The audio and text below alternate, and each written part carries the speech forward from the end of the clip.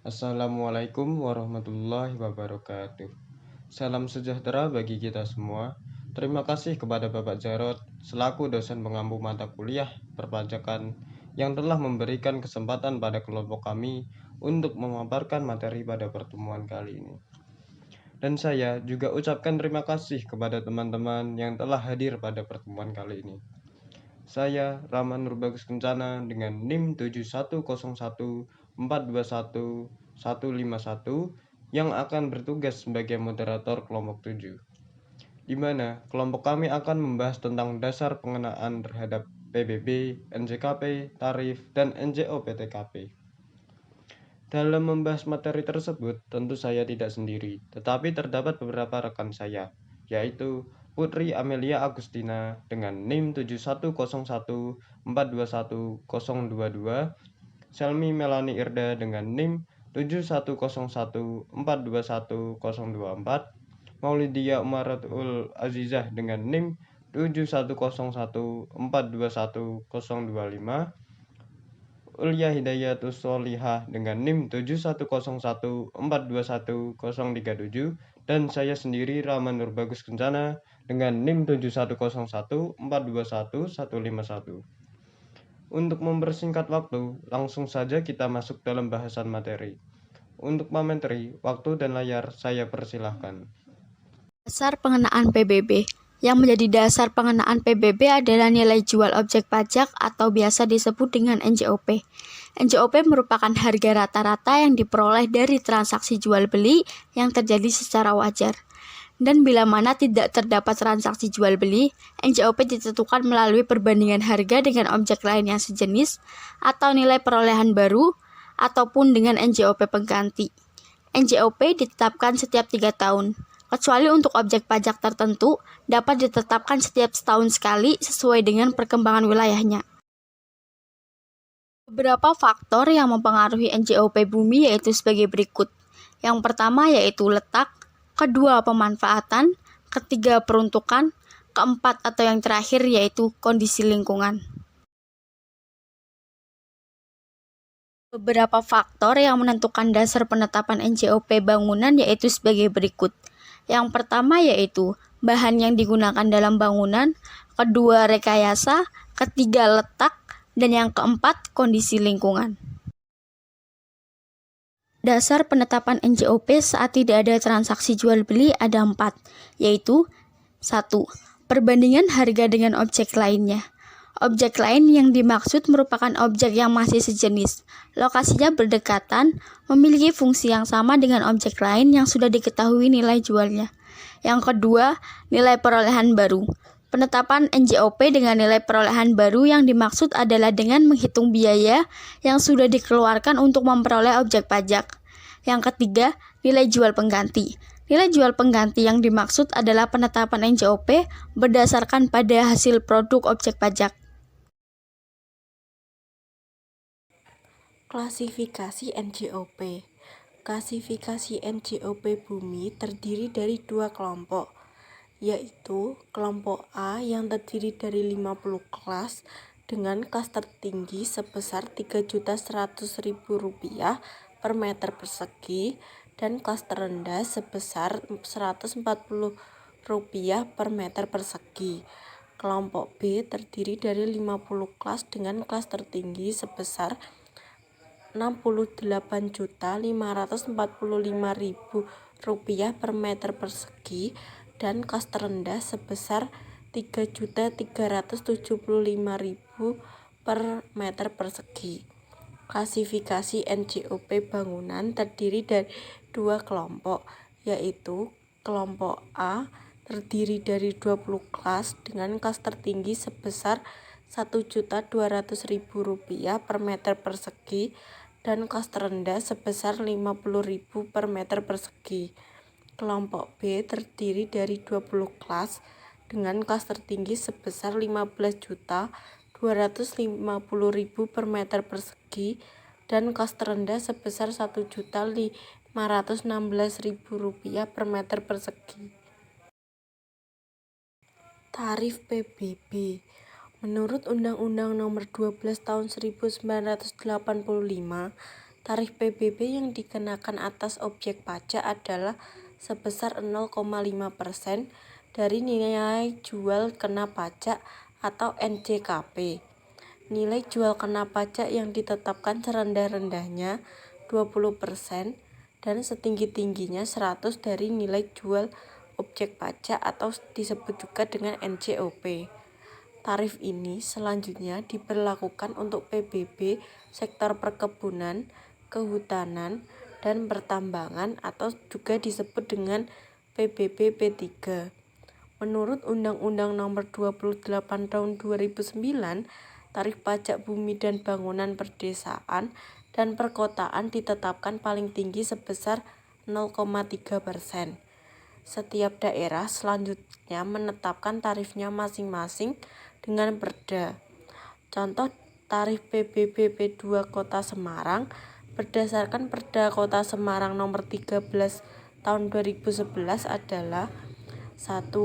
Untuk NJOP sampai dengan 1 miliar adalah sebesar 0,1%.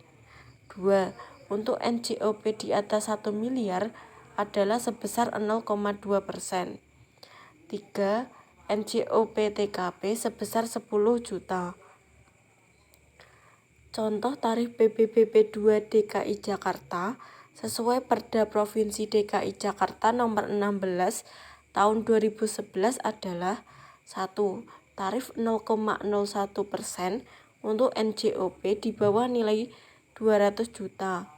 2. Tarif 0,1 untuk NJOP 200 juta sampai dengan 2 miliar. 3. Tarif 0,2% untuk NJOP 2 miliar sampai dengan 10 miliar. 4. Tarif 0,3% untuk NJOP 10 miliar atau lebih. 5. NJOP TKP sebesar 15 juta. Rumus perhitungan PBB. Rumus perhitungan PBB pedesaan dan perkotaan atau disebut dengan PBB P2. Rumusnya adalah PBB P2 sama dengan tarif dikali kurung buka NJKP min NJOP TKP kurung tutup. Contoh 0,1% dikali kurung buka 500 juta min 10 juta kurung tutup sama dengan 490 juta. Rumus perhitungan PBB sektor perkebunan, kehutanan, dan pertambangan atau disebut dengan PBB P3.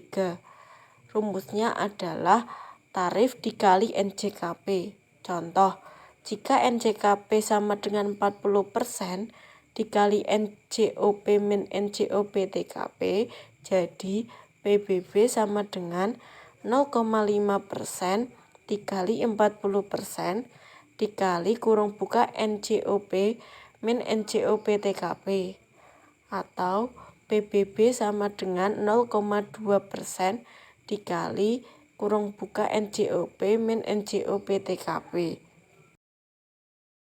Selanjutnya yaitu ada nilai jual objek pajak tidak kena pajak atau NJOP TKP. Apa sih NJOP TKP itu? Nah, di dalam pengenaan PBB itu terdapat suatu batas nilai yang tidak dikenakan pajak. Itulah yang disebut dengan nilai jual objek pajak tidak kena pajak.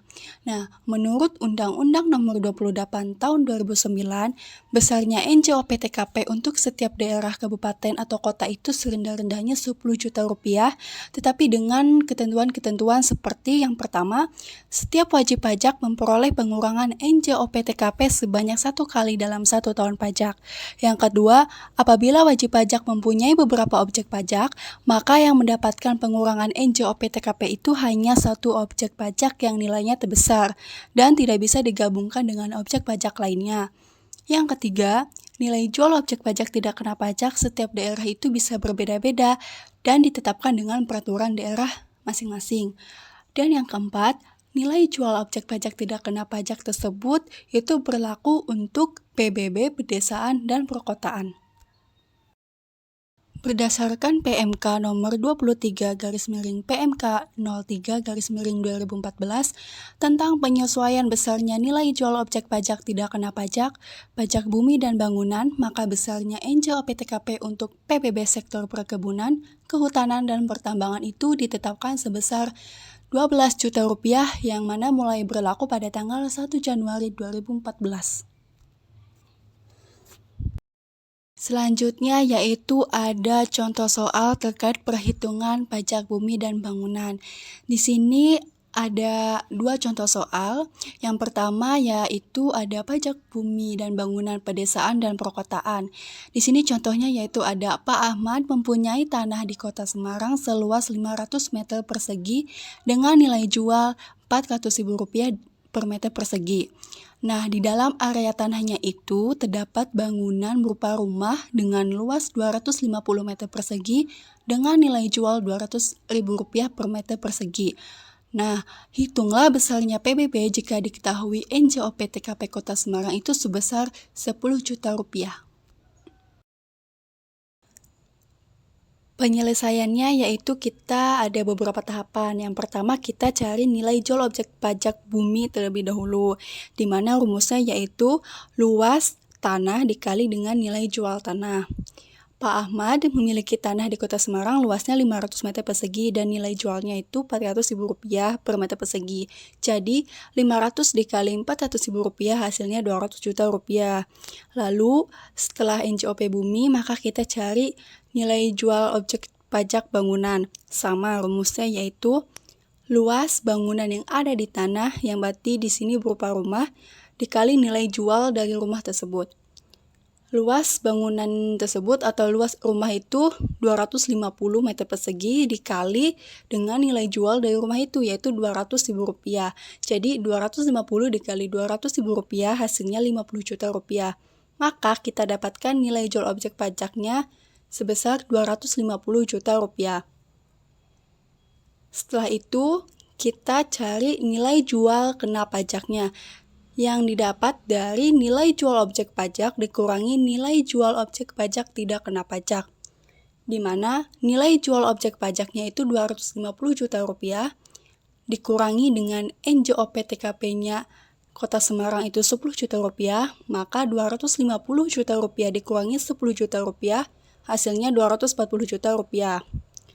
Setelah itu kita cari pajak bumi bangunannya, yang dimana yaitu rumusnya tarif dikali nilai jual kena pajak.